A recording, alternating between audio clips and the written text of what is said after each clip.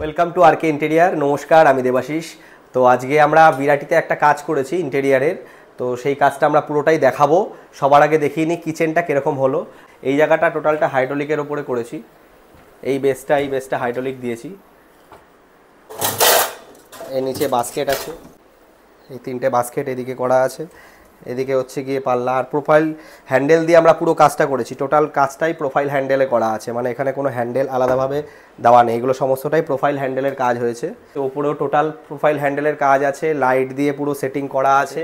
এই জায়গাটা একটা জলের সেট আপ করা আছে, এখানেও প্রোফাইল হ্যান্ডেল দিয়ে করা রয়েছে, এই নিচেও রয়েছে। এখানে কাস্টমার বলেছে ভবিষ্যতে মাইক্রোওয়েভ রাখবে, সেই জন্য একটা জায়গা আমরা ছেড়ে দিয়েছি।